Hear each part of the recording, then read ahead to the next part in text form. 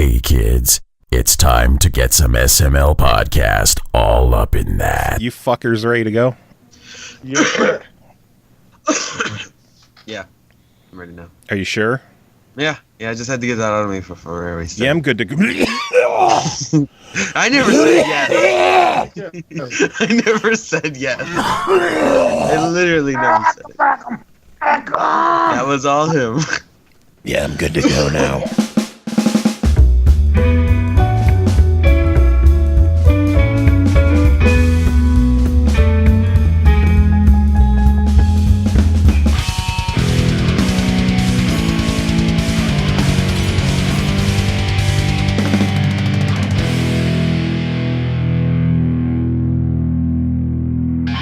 What's up, everyone? This is the SML podcast. I am your host, Joe. Joining me as usual, CJ. CJ, how you doing? It's so weird because it's not usual. This is a weekend show. Yeah, we don't join these anymore. don't make it for these, but I know that that you like one of our reviewers and you wanted to be here for him, and it's a review episode. And yeah, who do we usually lead off with? But Pernell is here as well. Hello, how goes it, guys? God, that was loud. That was loud. I'm a loud kind of guy. I don't know what you want. That blew out my fucking speakers in my headphones. That's what my ex-wife said. So, Pernell, okay. How's it feel to know you have a fan? Actually, it feels kind of nice because, you know... I mean, I could leave if you really don't like it. No, I'm just not used to having, fans. I'm used to just kind of being that guy, like, hey, you gonna do these reviews? You gonna shut up? Like, well, I guess I can do one. Won't be a problem, will it? All we want to hear is fucking scores. Give me a number. 5. Out of what? Like 7. I didn't think that. 5 out of 7, perfect score.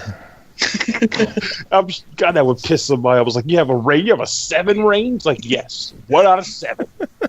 1 through 7. We actually go down to 0.5 on this shit. And 5 out of 7 is near perfect. But that's not the right. Am I the only one who gets that Reddit joke? No, I've never seen that one. Oh my god. I don't get it. Reddit, I have a weird relationship with Reddit though. Like, I love Reddit, but I don't want to spend too much time on it because I know I'd become addicted and never leave. Well, I never really used Reddit before. It was kind of showing up everywhere, not just Reddit, where some guy was talking about movies, and he's like, "Yeah, I would give it a 5 out of 7. It's about a perfect score." How the fuck is a 5 out of 7? And like everyone had the same, to like 8 out of 10. Like, yeah, everyone had the same questions that you guys did. Like, there's a rating score up to 7, and 5 is perfect. What the? Well, see, the 6 and 7 point are actually possible to obtain. It makes about as much sense as real review scores. Just like, do a Google search for like 5 out of 7 perfect score and. Just let it wash over you and enjoy it. 5 out of 7. But speaking of 5 out of 7s and perfect scores, we should probably get to the reviews that you're here to take care of, huh, Pernell? None of them are getting perfect scores, I can tell you that. Spoiler alert.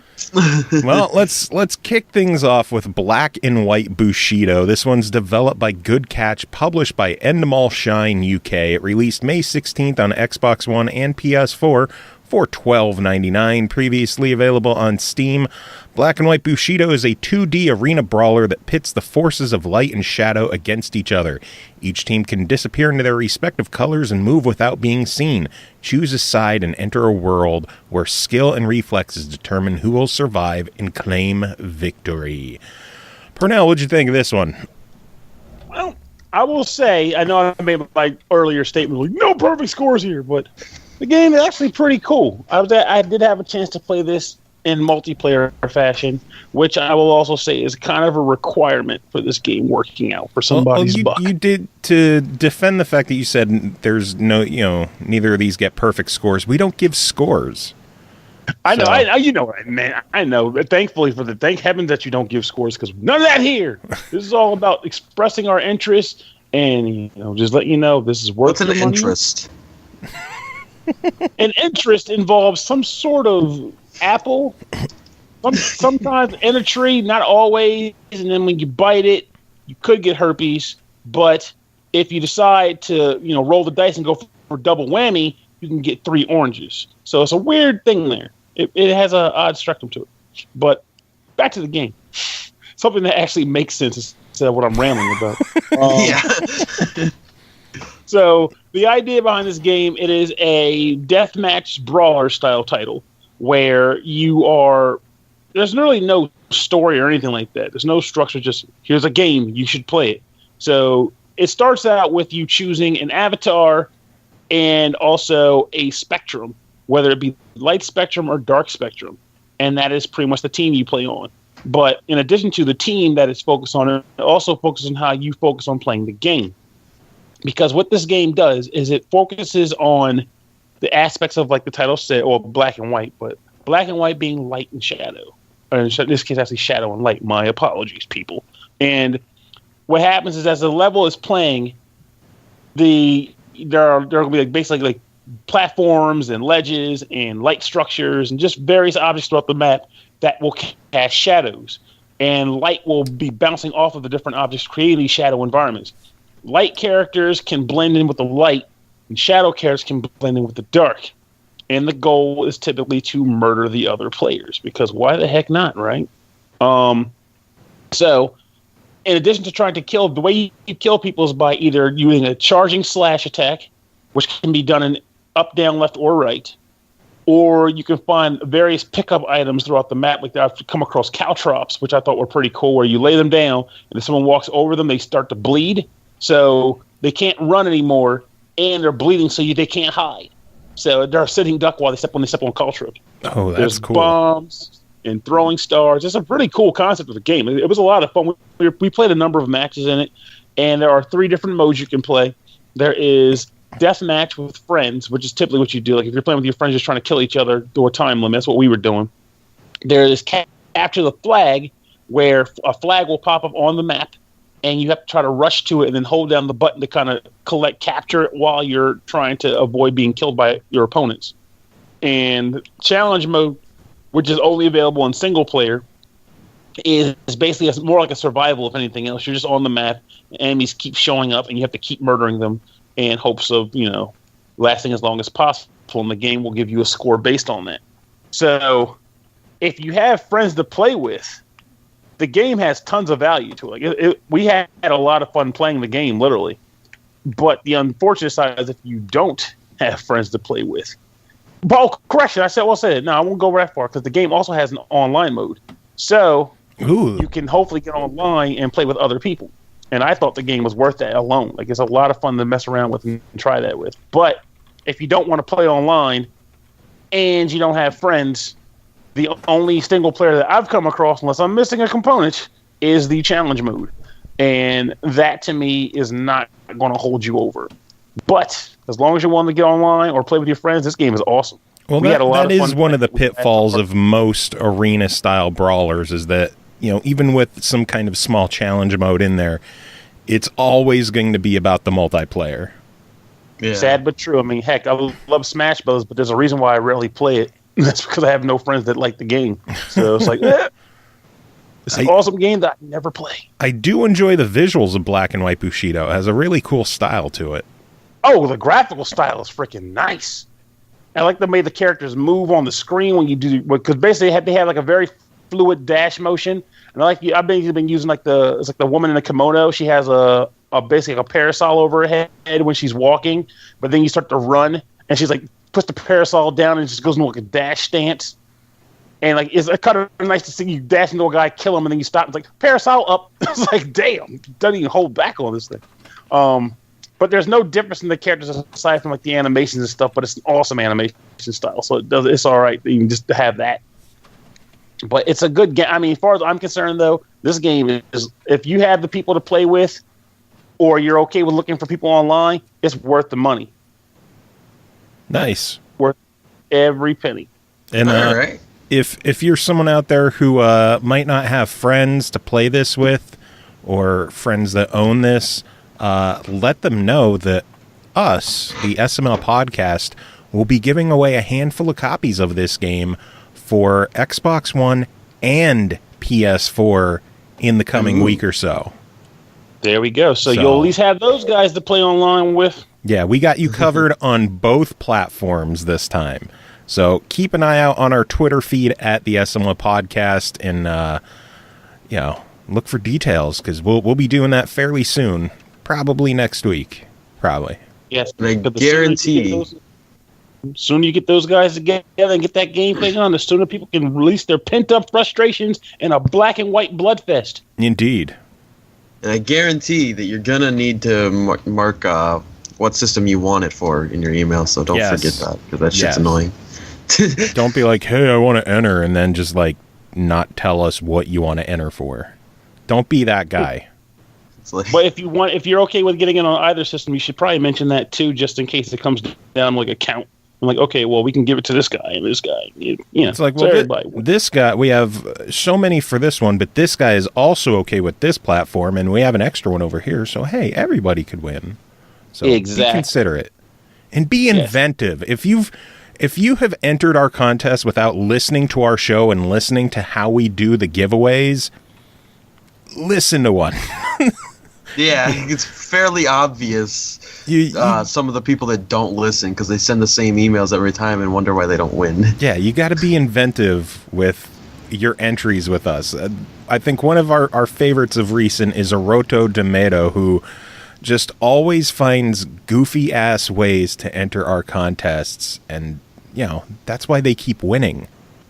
Yeah, we don't do a random draw on this show, people. We don't do random winners. That's what Gleam is for, with those giveaways. But on the show, you got to make us laugh. And it's not even like it's favoritism. I mean, it's very obvious that he has the best entries every time. Yeah. Are you a bad enough podcast to give me a game that will allow me to escape from these wretched ninjas? Yes. Yes, we are. Problem solved. So yeah, Black and White Bushido sounds pretty good. And again, keep up with our Twitters at the SML Podcast, because we'll do giveaway soon. But let us move on to the other game you were here to talk about this week, and that is called Tango Fiesta, developed by Tango Fiesta. Developed by Spilt Milk Studios, published by Merge Games. It released May 17th on Xbox One and PS4 for $9.99. Tango Fiesta is a top-down cooperative shooter for 1 to 4 players. Imagine the events from every single 80s action film ever. Made actually happened to one guy. Well, you and up to 3 friends get to blast, shoot, and knife your way through procedurally generated levels as the ultimate 1 or 2 or 3 or 4-man army. Pernell, what'd you think of this one? Well, I like the art style. And I like the names of the characters and things of that nature. For the record, my favorite character is Dr. Hank. He's freaking awesome. He's like a black guy scientist with, I guess he's a scientist. I don't freaking know, but he's dressed like one. He's got like these goggles. He pull over his eyes, whatever. But basically, the way this game works is it has one of its design decision choices that they made is one of the things that I typically dislike about games, because they, in their own way, they kind of neuter the game unexpectedly. That is that procedural generation stuff. The way this game works is they give you 3 levels. It's a series of missions you can take on, and it's usually 3 stages and then a boss fight on each setup of each level. So what they do is you choose a level, and it'll go mission start, and it'll plop you down on the map. It randomly creates a stage, and it randomly gives you a number of objectives. Usually being things like either capture a point for a period of time, or blow up a house, or blow up a helicopter, or blow up something, really. But once that happens, they drop you down, and enemies will start popping up. You have to kill them, and you have to get to the point, and fulfill the objectives, and you finish the stage. However, I'm not sure if you guys have experienced it with your games that involve procedural generations, but typically when a game does that, it limits what you typically can do on a stage, or what you'd want to do on a stage. So, an example with this game, the only goal you really have is taking out those specific things, whatever they may be.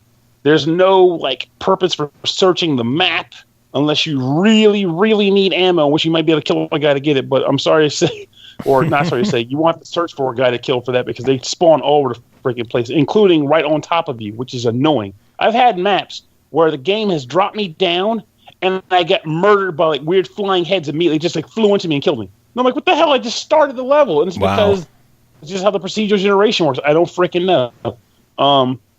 But it was annoying. It annoyed the heck out of me. I generally am also another thing that bugged me about the game is that it's a twin stick shooter, which we've played tons of over the last few years because I think that's become a pretty common style of game, and for good reason. They're fun freaking games. But this game, the second stick is not... I'm not sure what the technical term is for it, so don't hate me for it, but it's not 100% true analog. It is more like you can use your analog stick, but it only hits the specific up, down, left, right, and then like the upper left, upper right. Yeah, it's just like 8-direction aiming, despite being on an analog stick. That's exactly. annoying. And in a game like this, it really hurts the game because you're trying to shoot dudes and you're trying to adjust your aim, but you can't quite adjust your aim because you're trying to shoot between the 2 points and it's not happening, so you're missing shit. And then I've also had moments while playing the game where usually the guys, when you play, if you aim the stick, the guy's gun points in the direction you're aiming. But I've had times where the gun's not pointing in the direction I'm trying to shoot. So I just have to hope I'm pointing in that direction before I fire the gun. Which I know people might say, well, obviously if you're holding that direction, you'll know. But I'm sorry to tell you, maybe it's just me. But I also, even though I'm feeling it, I need to see what I'm doing too. If the guy's not pointing there, I'm still not thinking he's aiming there, even if I'm holding the stick there. Yeah. I've had moments where I'm trying to throw a grenade, which you can also do. You get fine throwables. I try to throw a grenade, and sometimes it'll fall at my feet. Other times it'll go out, and I thought maybe that was related to pressure sensitive button presses. Oh, what's that? That's CJ's sound card fucking up or something. Punch it in the face, CJ. Tell it. Why do you say sound card? There's no such. I don't know, cards aren't a thing anymore. Because something on your end just goes. Gang. Your sound-a-bob is acting up. There you go. You can listen back to the episode and hear what the hell your computer does. I don't know what it is. It's probably. I don't know. I think it's just microphones go bad after so long on this computer. Like, this computer just evilly affects microphones or something. It eats them up for breakfast and then spits them out. I don't know. But you gotta tell it what to do. Tell it to shut up. Get its stuff together. But yeah, I mean, I would slap noticed, it, but I think that'd be really loud. I noticed that the grenades in the game wouldn't always do what I wanted it to do. Sometimes, like, I would be walking forward and throw a grenade and it would chuck it kind of where I wanted it to go. And other times I would hit it and it would just drop on the ground. Yeah, exactly. And I was like, maybe it's context sensitive or maybe it's based on if I'm running or not. But I never quite nailed down what was actually determining where the grenade went. It would just do it. It was annoying as hell. But yeah, it's like, I like that. It feels weird to even say that about this game because I like the art style. I like the humor. It's a funny game. It is hilarious. Oh, yeah. Though I will say one thing that was kind of annoying, but it's a small complaint really, is that there's arcade mode and then there's story mode. I've tried arcade mode and story mode. If I pick story mode, it lets you choose any of the characters, but it's always turned as if you're playing as John Strong, which makes me kind of sad. It's like, okay, what if I'm playing as Dr. Hank? I want to hear the story from Dr. Hank's perspective. The man's smart. He would have a much more interesting take on the scenario than John Strong would. But no, alas, there's no old Dr. Hank, just old John Strong telling a tale. So I thought that was kind of a weird design choice on their part. If anything, you just make the story mode be all you can choose is John for the purpose of the story mode, and then let you use the other characters for arcade mode. But, yeah, it's possible that the added characters were kind of added in after everything else, and they're like, well, then we would have to completely rework the story and be like, fuck it, whatever. Just let them pick whoever in the story mode, but we're going to keep the story. Yeah, and that makes sense too, which is why I think it's more like a minor complaint than anything else, honestly. I'm not going to hate the game for that. Just, I wish they didn't do that. How was the game for other things? Yeah. No, go. How was the game performance-wise for you? Because one of my friends I talked to, fan of the show, who goes by the name Memories of Final, mentioned that he ran into some memory leak issues with the game, where after, because you kill enemies and the blood stays splattered on the ground, it seems like the game isn't clearing that stuff out of memory, and it would, after a while, the game would just get super sluggish. I never experienced that, but it may also be because of how I was trying to play the game. Because, like I mentioned earlier, due to how they designed this game, and there's really no purpose in trying to mow down as many guys as possible unless you're just a sadist for score. Or you're grinding for money. That's what I said. For score, that's the money. I felt like it's better just to run through the stage and take out the objectives and move on. Yeah. So I never really had that kind of a blood trail in the system. But whether I did or not and just didn't realize it, I can't say I experienced any memory leaks, but I hope that maybe that just means that it's a rare case, or maybe your friend had an unfortunate situation with him. What about you, though? Did you experience it at all? I didn't run into that, but I also didn't usually go from stage to stage to stage. In between, I would go back to the main menu and I would go to the shop and see if there's anything I could unlock, or I would switch characters, and I was constantly changing it up, and I didn't marathon through a bunch of stages. So I don't know if going back to menus would clear out whatever memory leak issues there were, or if there isn't a memory leak and there was just something else on his end. That's possible. Well, hopefully that's all. Hopefully it's a smaller case, and it's not going to affect everybody. But it's worth mentioning too. Maybe he's just stupid. Oh, come on. The sass. Such rage. No, man, it's not stupid. It's just having difficulties, Although, you know what? I'll let him say it. What? Or that he's stupid. He still owes me a boosting session in the game. So you're telling me it's too late now. He was supposed to help me with the WWE 2K16 online, and I finished it without him. Oh, that son of a bitch. Because you valued your time more than helping me boost my score? Well, he's also an achievement hunter, Pernell. And he also needed the achievement. It was a co-op thing. Oh, in that case, if you were helping him too, then I don't know what was there. Shit. Yeah, exactly. He just stiffed you. You need to tell him off. You ain't gonna take that shit no more. Stiff you back. Oh man. Oh, that's fine. I got it and he don't, so I don't think I lost. Oh, hey, scored it. Yeah, I mean he's on his own. He can find some other way to get it. Suck. No. And in 10 days the server's closed. So good luck. So anyway, Tango Fiesta. I want to mention one more thing about this game too. That I wonder if you experienced it.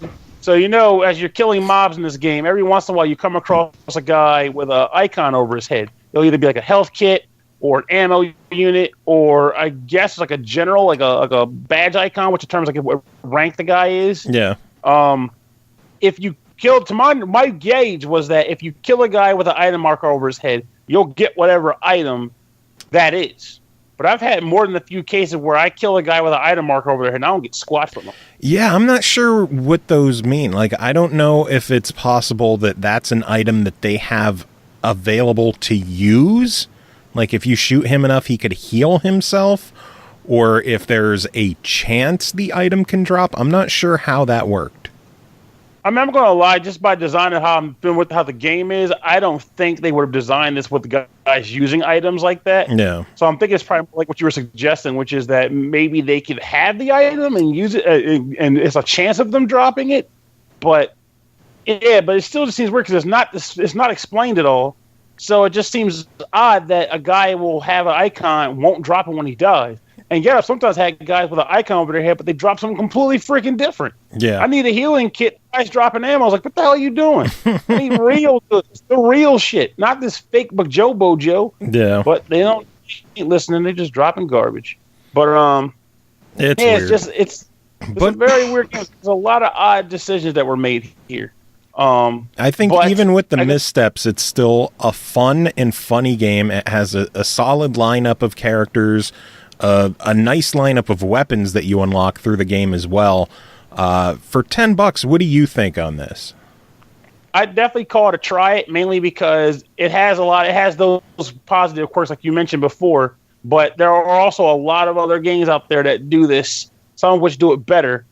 And you might be like, maybe I want to look for, a sale or something like that, because the price is what makes this workable.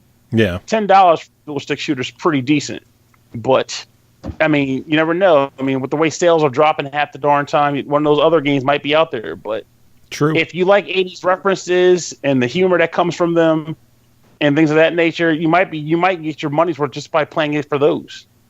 because it throws all kinds of words. They start throwing like aliens at you and crap like that later on, and weird ghost things. I don't know where the hell they come from, but weird ghosty people. Yeah, I love the crazy humor in the game. Just the crazy.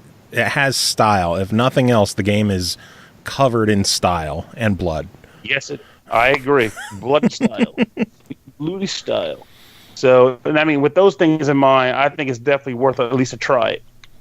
Cool beans. Well, Pernell, as always, it is awesome having you on the show doing these, and I'm sure we'll have you back on again soon. Do you have any final words to sum this part up? Not so much. Just, I still think we were talking about earlier. I think they would have made more money on this if they called it Tango Fiesta. All right, next up is Revenant Saga, developed by Exe-Create, published by KEMCO. KEMCO, you know what that means. Summoning Chris Taylor. Ooh. So, shockingly, this is a KEMCO game that's not on a 3DS. What do you mean? This one released May 9th on PlayStation 4, PlayStation Vita, and PlayStation 3 for $14.99, and is a cross-buy title. Become a Revenant and find the truth beyond revenge in this gothic fantasy RPG with stunning 3D battles, boasting a story that blurs the lines between good and evil, a refined 3D battle system, and plenty of content to go around. This is one title not to be missed. Chris Taylor, what did you think of Revenant Saga?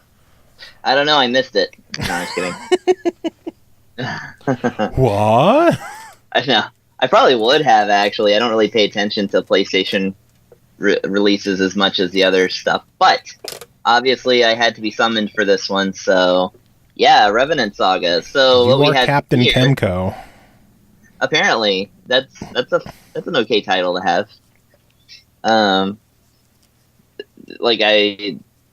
If they ever remake Dragon View, I'll be sure to hop onto that. Nice. It's like a pseudo sequel to Draken. Interesting. Yeah, and Draken is a game that no one should ever play, I don't think. But this game, however, fast forward 25 years. So Revenant Saga is another Exe-Create and KEMCO game. The last time I was talking about them, it was to talk about Dragon Sinker, which has been one of my favorites. I'm still playing it. I'm still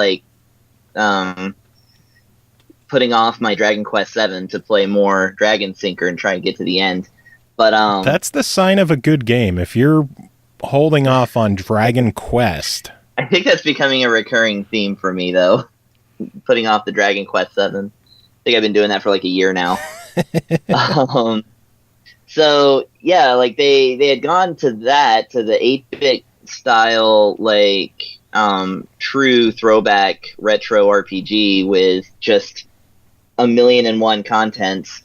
And, I've been really getting into that, and they kind of went to that from the sort of mobile Android, somewhere between Super Nintendo and PlayStation graphics type stories with the dramatic characters and the long bouts of dialogue and the really cool art and stuff.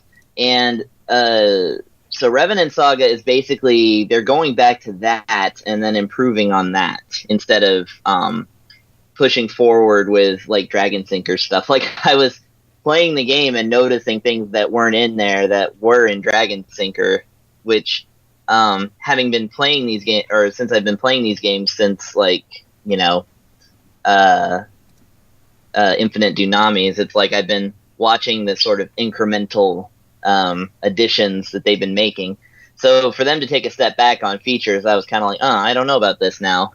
But actually, the game is really pretty, and they are doing a lot of things for the first time with it, such as 3D polygon models. So they've got 3D battles. I say 3D in the sense that they would have said 3D on the PlayStation. Not the stereoscopic 3D, but the fact that they're using polygons and textures and stuff. Yeah. And also the music is way more in your face now. It's got the searing electric guitars, like, you know, the big strings, the real drums, you know, they got the real, like, CD quality soundtrack, as they used to call it back in the Sega CD days. Pulling out that Red Book audio. Man, so those were the days.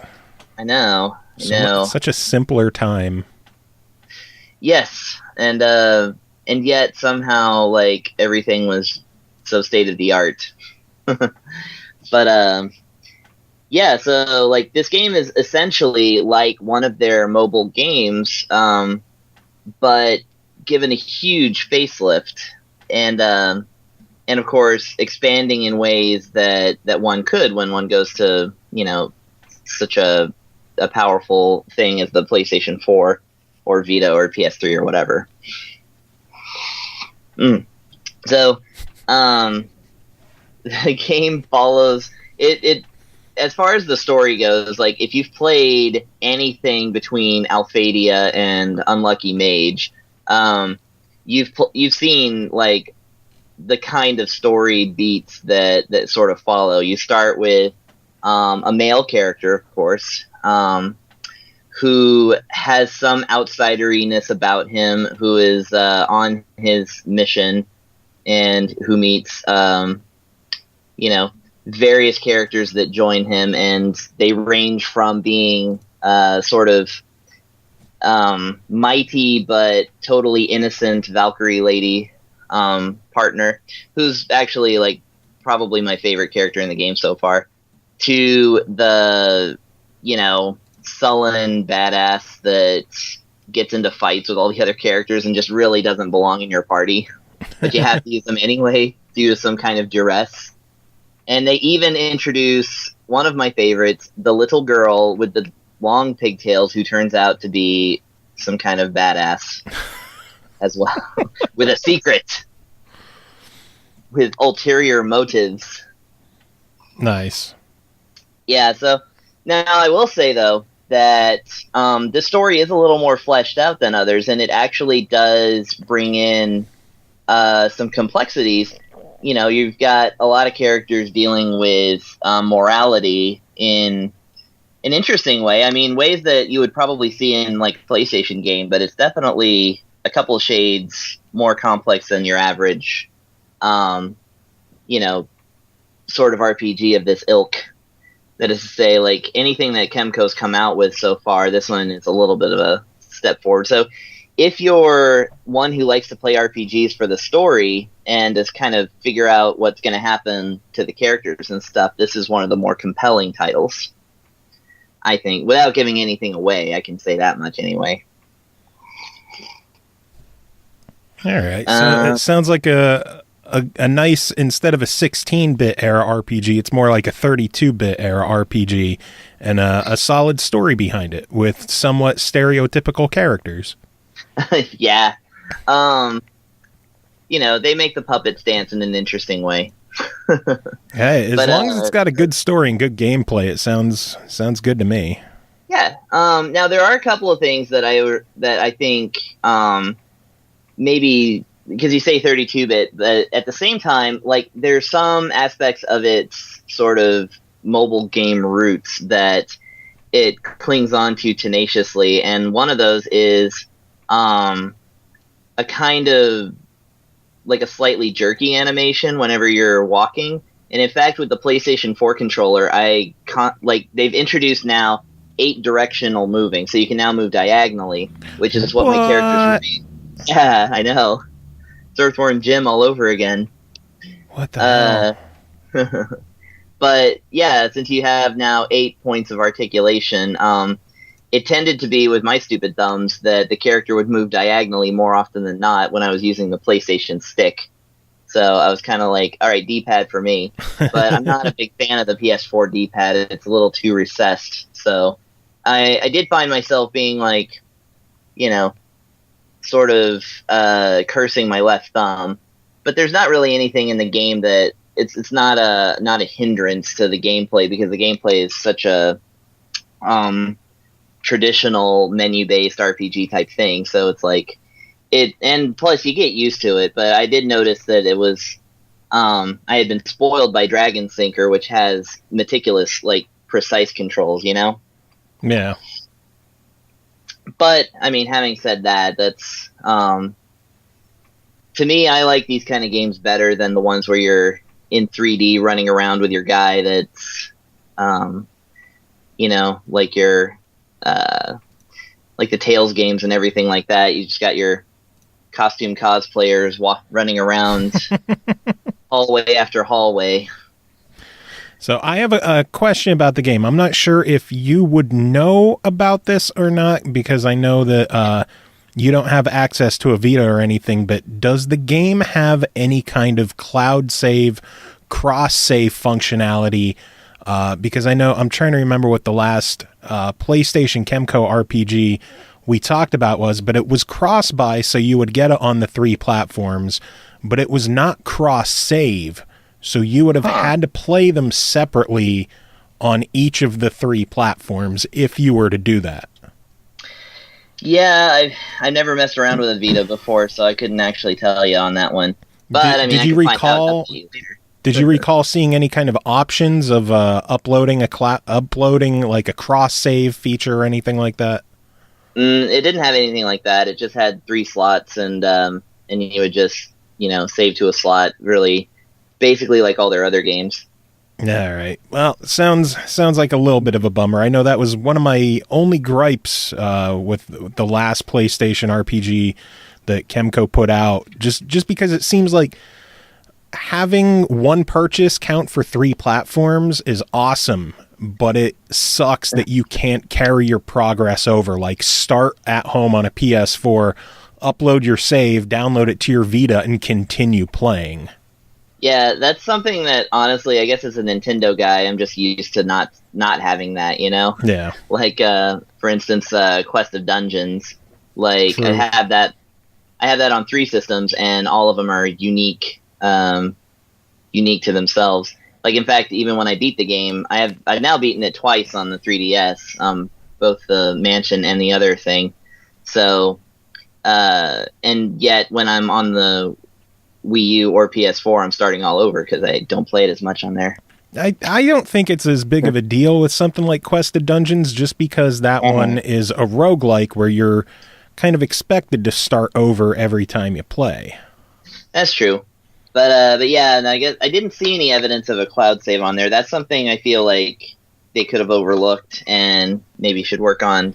Because I really do hope that they come out with future entries on the PS4. I feel like unless you're downloading like an old PS2 or well, you can't download a PS1 RPG on PS4, but you can on PS3. Yeah. So it's kind of like, since they're competing with those downloads on with their games, you know, since it's basically set at the same price point, then I feel like they could, you know, step up the modernity a little bit. Yeah, I would love to see them add cross-save compatibility.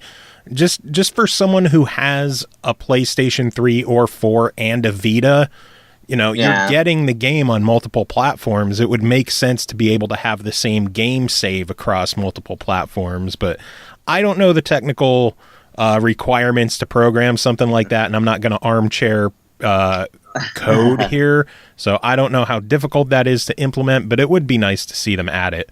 Overall, for $15, what do you think of this one, though? $15, I say go for it. Nice. I know their games are usually a little cheaper, but they definitely put more into this one as far as, and it's going in a direction that I like, and that's what I think will be helpful. So I'm really hoping enough people buy this that they'll, by the next chapter, maybe they'll integrate a little bit more stuff into it, maybe make the world maps a little more 3D like the battles are, you know? It's got that Final Fantasy VII thing of like the characters looking completely different on the world map than when you're in battle with them. So I'd like to see a little more smoothness like that. But again, you know, it's at the core, it's a very good game and well worth $15. Nice. Oh, As Divine Hearts was the last one that was on PS4. Oh, okay, yeah. And that was another one where it was $15, and I think the increased price is because you're getting potentially 3 copies of the game. True, and yeah, like I said, they're putting more production into it. I mean, like I said, this is the first one I've seen that has polygons. So and I know polygons are harder to put together than sprite art. Yeah. Anyway, I know you took care of one other game for us, so let's dive into that one, and that is called Mop Operation Cleanup, developed and published by Ensena Soft, released April 20th on the Wii U for $5. Nice even number, no 99s in this one. You are Mop, a curious and unique model of robot. You've been engineered using simple parts with one single objective: to clean up a polluted environment. Explore 5 challenging worlds with 50 difficult missions, full of pixel-perfect platforming fun. What'd you think of this one?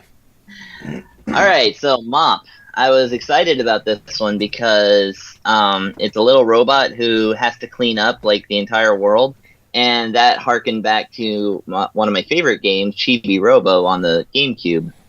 And so I was expecting to be a funny little, 1950s style robot with a toothbrush, like just cleaning up entire junkyards and stuff. But in fact, this is a little bit of a different thing. It's a dystopian, like, nightmare, I suppose. Maybe it's a cautionary tale over the recent attacks against the EPA that have been going on. But yeah, you do play a tiny robot, indeed, and your job is to gather up all the trash. But the presentation of it, interestingly, I had no idea it was going to be like this until I actually bought the game. But it's not in the strictest sense like a platformer. It's a runner game. That is to say, your character is always moving. So it's actually a little bit more like, the Mario game where you run and get the coins or something. I don't know. My cell phone's crap. I can't play any of those. But so you start the stage, and your Mop buddy is running to the right, and you have but one button to do everything with, and that is the jump button. So he can't change direction. He can't, you can't slow him down or speed him up unless there's something in the stage that lets you do that. So let's say if you come upon a ramp, you can push the jump button at the right time, and he'll do a slide, and that'll do a prolonged jump or something like that. You can also do wall jumps, a la Mario 64, or Mega Man X, or something like that, and that's essential to beating the game. So the garbage actually floats in the air like a Mario coin or a Sonic ring or something like that, and your job is to pick up all of them. So to do that, you really have to creatively play within the game's very small framework. That is to say, you're always running and you have to jump, but then stuff is all over the place. So sometimes you'll find a power up, like a magnet, where as soon as you pick up the magnet, if you're in the right place, all the trash will actually come to you. And as you run through, there are enemies on the ground. You've got your teddy bears sitting in pink goo that are, I think they call them grumpy bears or something like that. Oh, God. And it's got bizarre little enemies, and they are actually pretty funny. Some of them are. And you got to bop them on the head in the game. And the thing about it is that the game keeps track of how much trash you've picked up and how many enemies you fought. And every stage has, every round has different requirements for how much stuff you're supposed to get. And one of them is almost always pick up all the trash. And then it's maybe defeat 6 enemies, or sometimes it's defeat all enemies, or sometimes it's, it seems to be, it's all set for the stage, but it's not always you won't wind up having to repeat a stage 300 times because you missed one thing out of the whole stage. It's just as long as you meet the requirements, you can totally complete the stage. But the interesting thing I noted in the later stages is that you can basically get by just doing 1 or 2 things, and even if the stage is it's still contaminated, you can be well, F you, I'm moving on to the next stage. So you don't, the bar is really low for moving on. So if a level frustrates you, it's more than likely you can get through enough of it to move on to the next one and maybe come back and try and get the better stuff. So I appreciate that, as as these games can get really fussy. Yeah. I enjoy that that they allow you to sort of be like, cheese this, I'm going to the next junkyard. Cheese this. Yeah. I like that. I don't know. I just think cheese at the feds. Cheese it's the fuzz. Yeah, exactly. So it sounds like a lot of fun. What do you think for $5? Oh, for sure. It's definitely a good $5 game. The animation is good. It's a little stiff, but your little robot guy has a really cool digitized, it's a really funny digitized voice that he's just kind of I don't think he actually speaks English or anything. So he's just sitting there kind of mumbling to himself as you go through the stage. The enemies have a lot of they have a pretty good variety of of interactions and and things like that. And the game has a good sense of humor about itself. So it's got a good amount of life to it, which is hardly ever seen in a $5 game like this. So it's obvious that a lot of care went into it.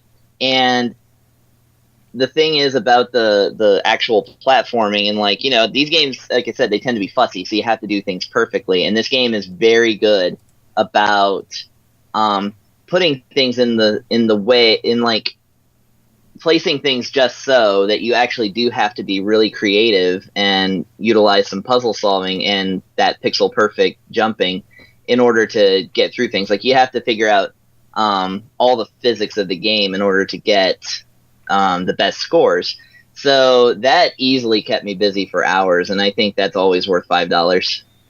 Sounds good. And if people don't have a Wii U, the game is also available on Steam and on PS4 for $4.99 each. And if you're they added a penny for the Wii U release. They did. It was that extra development cost.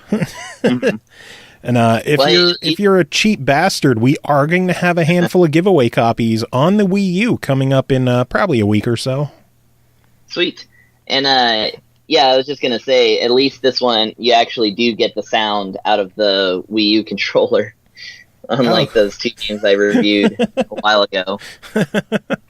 Yeah, it's still weird that it didn't do that. Yeah, it was the Octocopter or something like that? Yeah, and game. I think Radiant Flux, something like that. Yeah, that one. They didn't have sound coming out of the pad, but I made sure to test it this time, and they sure have it. So. Good stuff. Yeah. All right, well, Chris Taylor, it is always awesome having you on. Sounds like 2 fun games, and 2 games I'm probably going to have to pick up myself. Hooray! So, do you have any final words to wrap things up? Check out my Twitch. Playing through Secret of Mana right now, so that's pretty fun. About 5 more games into the Super Nintendo Top 20, and then I gotta figure out something else to do. Apart from that, I don't know, when is this show gonna come out? Probably Monday or Tuesday. Okay. So on June 3rd, I want to say it's June 3rd. Yeah, cool thing, June 3rd, a couple of weeks from now, I'm going to be on stage in Houston, Texas, with none other than Akira Yamaoka, the composer for the Silent Hill games. Oh, shit. Yeah. How'd that come about? My band Gimmick got invited to play that event. It's called Replay, Re::Play. And it's a good... They're an up-and-coming kind of entertainment company that are trying to put together some really good shows using composers and stuff. And we just got to know them, and they wanted to get Yamaoka out there, but they couldn't afford to fly his whole band out there, so they asked us if we wouldn't mind terribly learning all his songs. Dude, that is insane. Yeah, it's going to be a really fun show. So hopefully by the next time I'm on here, I'll have some stories for that. That's really fucking cool. Yeah, I'm really looking forward to it. So if you happen to be in the Houston, Texas area or want to come out, tickets are available. I'll send you a link or something, and you can put that up, I guess. Yeah, we'll have that in the description, I guess. Yeah. So, yeah, go see Replay and see Chris play with someone way out of his league. Hooray! All right, next up, we are going to tackle 2 different mobile games from our friends at HeadUp Games. And when it comes to mobile games, I usually like to call my friend Jacob Garner in. So, Jacob, welcome back to the show. How are you doing? I'm doing okay. How about you?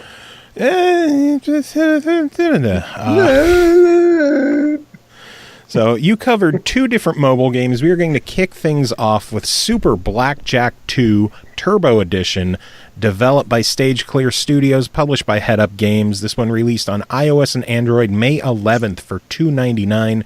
It is also available on Steam for $11.99. Follow the invitation by the owner of the largest casino in Las Vegas and godfather of the local most influential crime family, and face the other participants in a face-off game of cards. Only the best will fly to Vegas to challenge the godfather himself in a final match. Jacob, what the hell is Super Blackjack 2 Turbo Edition? All right, so it's like pretty much like a regular blackjack game, but they're trying to put a retro Street Fighter 2, like King of Fighters, Art of Fighting kind of feel to it. And the full name of it's actually Super Blackjack Battle 2 Turbo, The Card Warriors. And, yeah. So there's 10 players you can initially choose from, hailing from all over the world. Each one's got their own backstory and location. You're traveling all over the world to battle it out. In each match, you start out with $1,000, and you have 10 rounds to defeat your opponent. But at the same time, there doesn't seem to be any real rhyme or reason to the AI. Like, they're going to bet wildly and either lose by, like, the 7th or 8th round, or they'll win by, like, some astronomical amount that you'll never, ever catch up to. So if anything, in this game, the real strategy is to not lose as badly as your opponent. I found myself betting... yeah. It's like, yeah, like, theoretically you can win, but, like, in all reality, you just need to lose less. So I found myself betting somewhere around, like, 50 to 150 a round, and that kept me as a winner most of the time, even if the dealer was winning more often. And there's no way to change the difficulty of the game. It's just based on luck. So it's kind of like a have at it thing. That's how a lot of blackjack is, where it just all comes down to, I don't want to say luck, because blackjack people out there are going to be like, no, there's a lot of skill to this. For idiots like me, it's all luck. So, right, and that's fair, but it's just like there was no way to, like, I don't, again, with such an unpredictable AI, like, there's obviously, like, no, there was no way to ramp up, you know, the difficulty of it like you would, like, Street Fighter 2 or something like that. Or in other games where it's just like they just, the only other game that's really coming to mind is, like, Shuffle Puck from when I was a kid. Like, some of the opponents would be way more difficult than other ones. But anyways, there's no save option during a single-player game, so you're stuck playing that game through the end. Otherwise, you'll have to start all over the next time that you want to play. And while that may not be an issue for those who are playing on Steam, where you're expected to just sit there for a while, for a mobile game, that hampers how I view the game a lot, because the point of it's that it's mobile. I should be able to pick up and play this game whenever. And so the fact that there's no save factor, that's kind of like for me. There's also a multiplayer aspect for the game, which I'm going to guess is where the real fun of this game is. But I can't tell you because I was never able to find somebody to play online against, despite the game supposedly having cross-platform play with Steam. I mean, I guess maybe they meant Android phones, maybe. I don't know. But I never found somebody to play against. And I've had this game with me for 2, maybe 3 weeks now. Yeah. Yeah, there's about 150 people. I mean, I don't know if the leaderboards only go up to about 150 people, but there's only 150 people on there worldwide. Most of them only have one win or a loss. Oh, wow. Yeah, and so it's just like, it really seems like nobody's able to find it. Everybody's just like, forget it. So I think it's kind of telling that, the highest amount of wins anyone has on the leaderboards is 2. But the art and music of the game is a lot of fun. It's got a lot of nods all over the place to Street Fighter 2. And pretty much to wrap it up, like, I feel weird saying this, but I can't completely recommend the game. Like, if you're looking for a decent Blackjack experience on the iPhone, then yeah, you can go for this game. It's $2.99 on the iOS store, but with the willy-nilly AI, the lack of saving during the single-player campaign, and the lack of anyone playing online, I can't recommend it for the average iOS user who's looking for a game that they can pick up and put down in a 5-10 minute session. Like, if you're looking to play online multiplayer, like, it's DOA. And I'm not talking like the fighting game series. Like, I'm talking like this thing is dead on arrival. You wrote the words willy-nilly down on a piece of paper to read, didn't you? I did. You are the worst. I think I actually wrote it twice in my review. I will say, if nothing else, I got to give them credit for trying something different with Blackjack. Oh, okay. Instead of just Blackjack. It leads to... It can lead at least to some more dramatic games in the later rounds, but I also noticed that if you bet big at the beginning and win a hand or two right away, you could just bid minimums and not give a shit the rest of the time because the other guy will never catch you. Right. And yeah, I mean, that's fair, but I had more success with the smaller bets than, the bigger ones. No. But which isn't a surprise because you like the bigger ones. But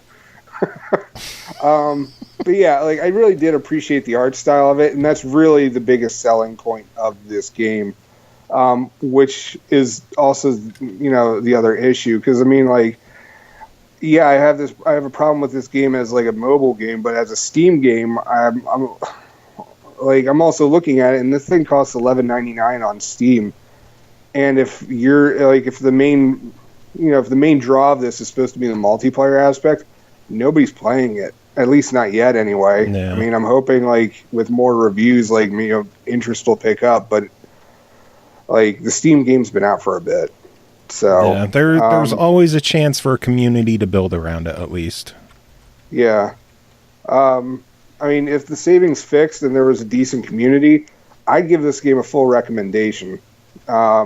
Like, I'd even be willing to look past like the fact that you can't save in single player. No. If there was just that decent community, but it's just, yeah.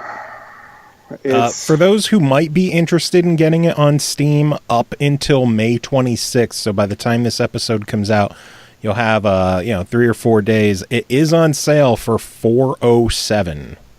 Oh wow. So if you're interested in this, $407? I have no goddamn clue. That's weird. Like, legit, I'd pick it up for $407. Yeah, that's definitely worth it then. Because it is 66% off, and that is... Oh, okay, that's why. Yeah, the most recent update on the Steam page as well is from May 11th, so it looks like they are still invested in making it work. And hopefully an audience builds, because it has promise. Yeah, and it's really, like, it's honestly a lot of fun. It's just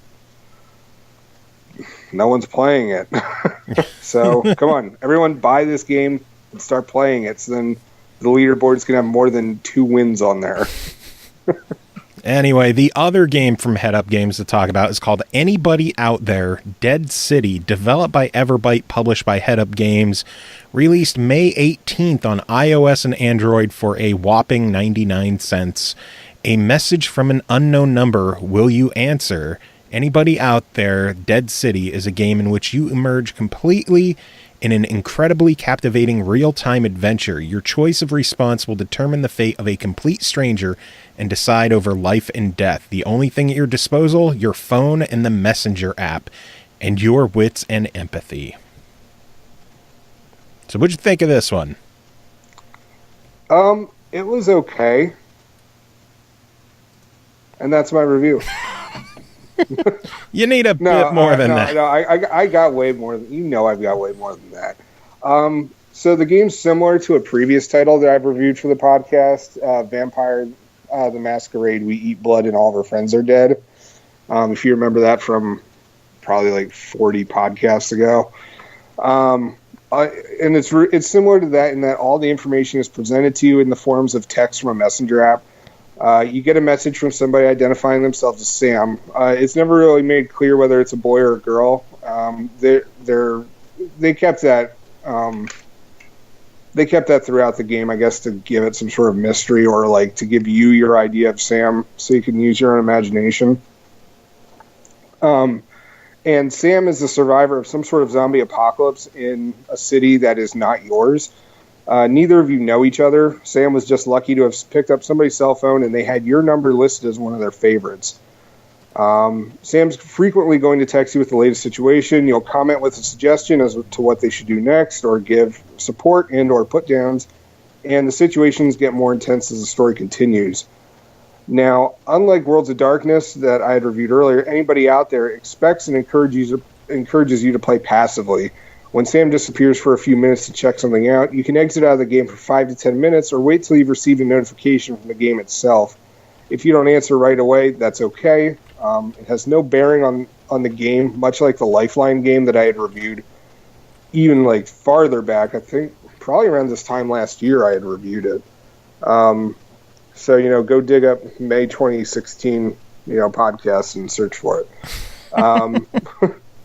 So on the plus side, the game allows you to play it in short 2 to 3 minute clips throughout the day. It's perfect for commutes and bathroom breaks. But the real negative to this game is that, unfortunately, I never found the story to be particularly interesting. And while I do appreciate the short periods that are necessary to play the game, they aren't effective at building up any real story or tension with it. I really never even felt like any real connection to Sam. So you're a heartless bastard, basically. I don't know if I'd say that I'm a heartless bastard, but the thing is that it's just like I felt like when I played the Vampires game and when I played Lifeline, I genuinely cared about these characters. They gave me enough information about themselves. They built up the story. They described everything around them. Lifeline was very descriptive, when it was describing the environments and everything around it. Vampires, the character would send, here's my art that I'm working on right now. This is what I experienced, and I'm portraying it in my art. It had that going for it. This one is just there's a house across the street with an old man in it. What should I do? Okay. I don't say hi. Yeah, well, it's in this one, it's either you can throw an alarm clock to distract the zombies down the street, who will then probably attack the old man, or you can do nothing. And so I chose to do nothing because I decided I was going to let the old man live. So it's just it.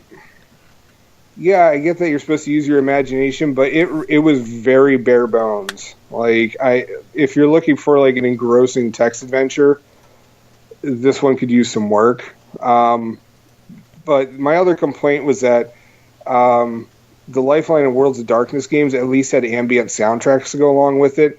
In this one, the only sound that's in the game is the notifications when a new message has been sent. And yeah, I guess that's kind of lifelike, but a little touch like some music can go a long way for a game like this, to make you feel like you're experiencing what's in the game.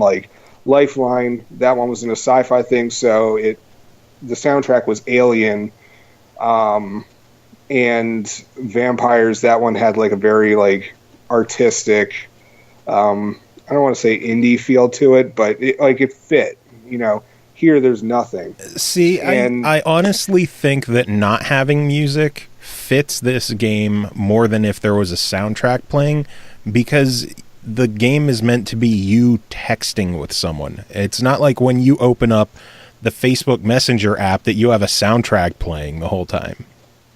Well, maybe some of us do.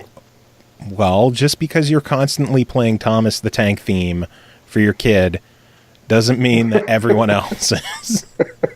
Hey, all right, have you listened to the Biggie Smalls Thomas the Tank remix? Everybody has listened to that. That is amazing, okay? All right, but like, and the thing is that I'm aware that it's realistic, and like text adventures when I was a kid did not have soundtracks to them. But the thing is that it could really help with the world building because this game limits itself so much to like, honestly, it's like 1 to 3 minute like little intervals of you texting back and forth with Sam.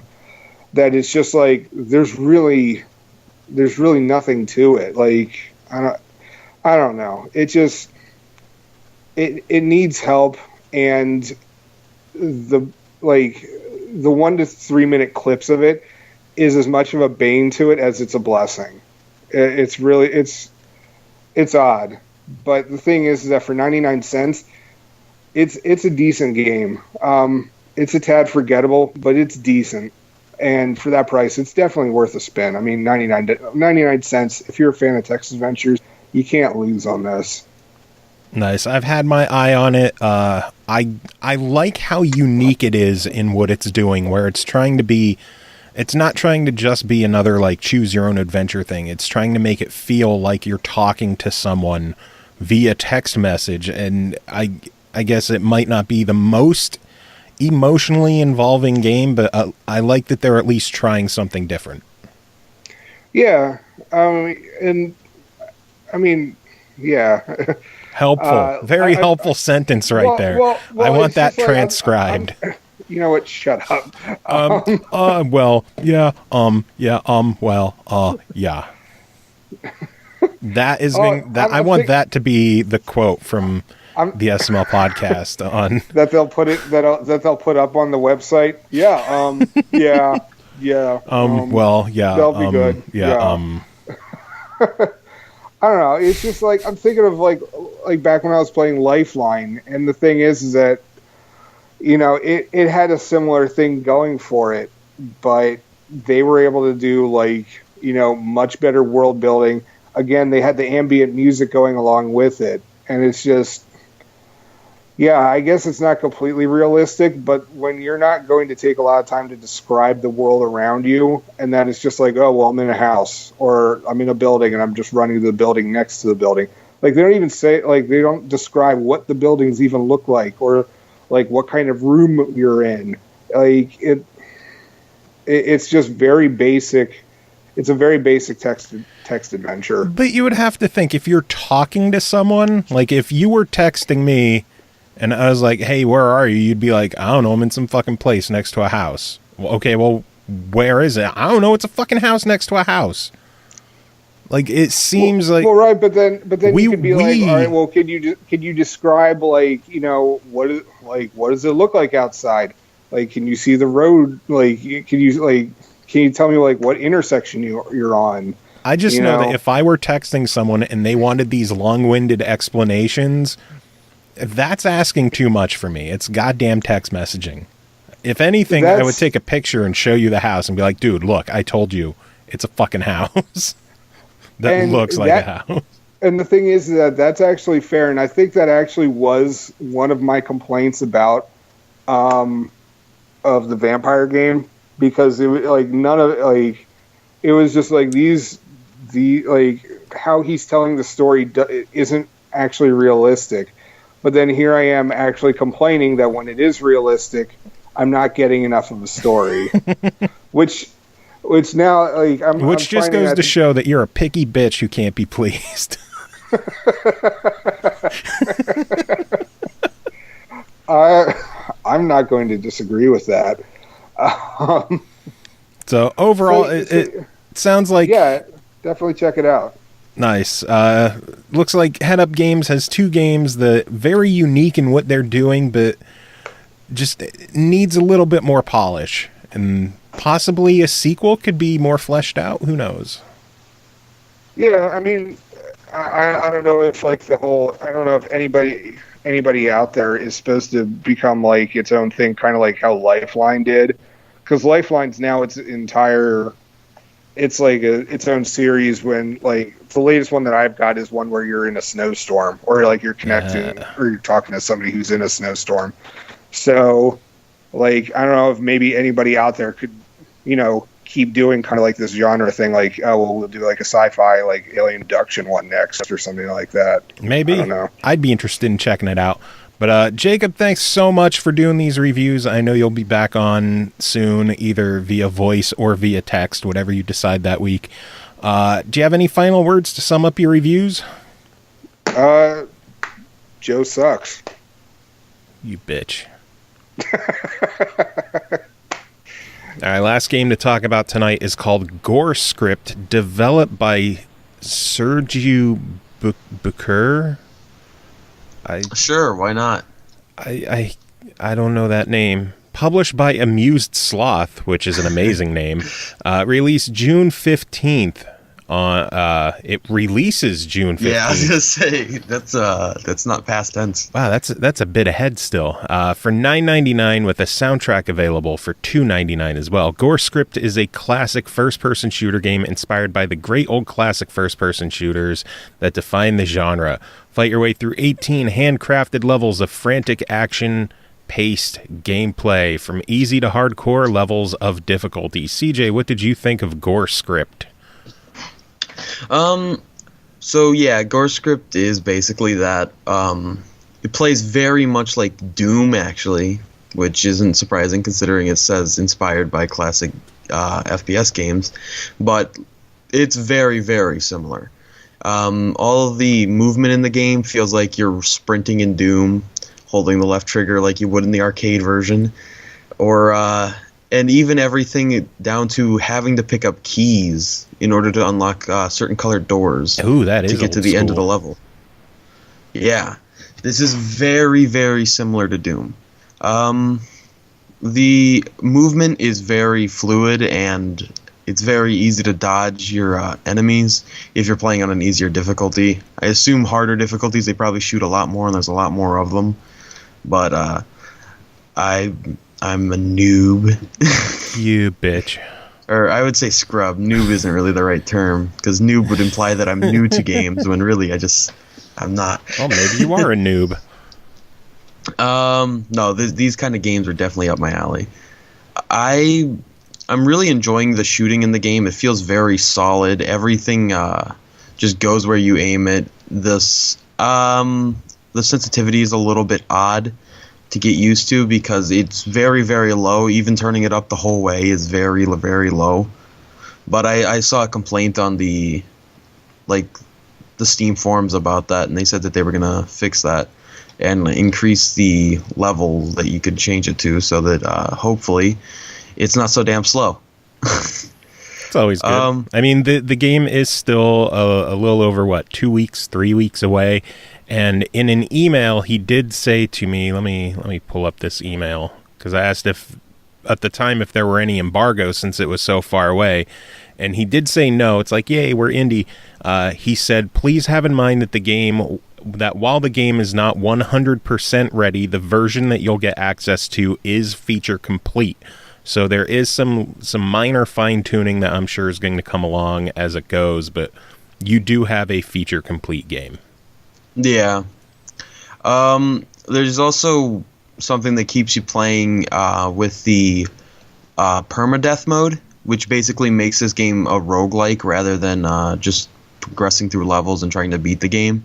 Now you're trying to progress as far as you can before dying, and then restarting, and just keep going until you can eventually get through the entire 18 levels. The level design in the game is amazing. Like, very well set out. It's not randomly generated. It's all just the same layout every time, which makes sense. I mean, with these kind of games, I imagine it would be hard to make it randomly generated and make every single thing you need spawn. Yeah. Because you have to have those keys in order to get through the doors. Yeah, that would suck if, the key spawned behind the door. Yeah, I don't think that random generation would work in this kind of game, and so they didn't do that. But there's plenty of interesting shortcuts and different ways you can go about the level to still get to the same point, which I like. There's a good weapon variety in the game. There's 5 ranged weapons. So far I've only picked up 3, and they're hidden pretty well, and there's multiple points in which you can pick them up. Like, I noticed in the first level there was a point that you could pick up the rocket launcher that was really difficult, and I kept just dying trying to get it because there was like blocks that would fall down and keep going up and down and smashing the ground, and you had to try to time that, but the timing was really quick. So I was just like, after 2 deaths and restarting the level, I was just not interested in dying again. So I gave up on it then, and then in like the second or third level, there was a secret I found that led to a much easier to get rocket launcher. That was like, okay, now I have it, and I didn't have to go through the trouble of getting it that way. And if you already have it and you go to pick that up, it still helps you. Even if you already have the item, you now just get a bunch of armor, health, and ammo. Oh, nice. So it's still worth it to go pick up stuff that you already have. There's also a railgun, which is really, really good. It can kill multiple enemies within a single shot, and as long as they're right in front of each other, of course, because it's a very like small, almost sniper-esque style where it's like a tiny little bullet, but if it can go through a ton of enemies if they're lined up. Well, yeah, that's the point of a railgun. yeah. Well, maybe people don't know what a railgun is. You know, so shut up. Anyway. No, but that thing pretty much one-hit kills most of the smaller enemies. The annoying weird 3, well, I would just call it the Hydra, I guess, because it's a 3-headed thing that shoots at you. That thing takes a lot of shots, and it still takes like 3 or 4 railgun shots to kill. There's also just the base weapons that you start with, the shotgun and the melee weapon, which is just a hammer and a shield, which was interesting. You can actually block with the shield, and I'm not sure. I think that when the bullet bounces off your shield, it can actually hit the enemy that if they shoot at you, and so that's pretty cool that you can reflect it, I believe. I noticed that it would like shoot off of my shield, but I'm not sure if it was actually damaging the enemies or not. I couldn't tell, but I think it was, because otherwise that animation wouldn't take place. And then you have the shotgun, which is great, does a decent amount of damage, but runs out of ammo very quickly. Luckily there's constant pickups, so you don't have to worry about like running out of ammo and being stuck forever. You're always going to find ammo, and you can run around the enemies pretty easily. So if you run out of ammo, you can just start running through the doors and trying to find ammo and while they're shooting at you. From what I've seen, it looks like a very fluid game as well. Yeah, it's very fast-paced, very fluid. You can rush through everything. I think, in fact, there is a scoreboard, and I'm not sure, but I believe that time is actually affecting the scoreboard as well. Because there was levels that I would go through quicker and I would get more score, even though I barely killed anybody, than a level where I killed like a ton of them, but I was slow. So I'm not sure if there's actually a time like multiplier, but it seems likely. Well, there is a that's something difficulty for multiplier. You to figure out then. There is a difficulty multiplier, sadly, because I noticed that I was like 3rd place on the leaderboards for most of the levels, and the guys that were number 1 and 2 were like, how did you ever get that much score? Like they had hundreds of thousands, whereas I was getting like 10,000. And so I was like, okay, yeah, they obviously played on a harder difficulty, because on easy your score is multiplied by 0.75. So you actually lose a bit of score. Well, step it up. Stop. Well, I will once I beat it. Once I beat it on easy, I will go through on normal, and then maybe hard if I get through it normal, which I'm sure I will. It's just if I have the time to get through normal. True. Overall, I'm really enjoying it. I think that it's a really awesome classic shooter. The graphic style is nice and reminds you of classic games. Just the whole way it plays is very classic. The music is even pretty classic and awesome. It takes you back to the weird like electronic music of the old school shooters, where it's like, this is interesting and I like it, but it's like this would not pass as actual music. Yeah. I'm definitely interested in checking out the soundtrack when it's available. I've heard that it's pretty solid. I'm not going to ask you for a final verdict on this just because it's still 3 weeks away, but it sounds like like you're still really enjoying it. So, Yeah. I mean, it'll all come down to price when I know how much it costs. $9.99. All right, well then I know what I'm thinking. So we will give an official verdict in probably 2.5 weeks on the show, closer to release. But I'm guessing that you're going to have a little preview. What are you thinking so far? For now, it's just a Wyatt. What? Well, if you think about it, it'll take a little bit. Just think the letter Y and then it, because it's a preview of what the rating will actually be.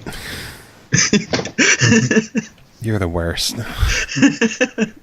So yeah, looks like Gorescript is going to be one to keep an eye out on June 15th when it releases. Again, we will address that one again closer to release just to keep it fresh in your minds.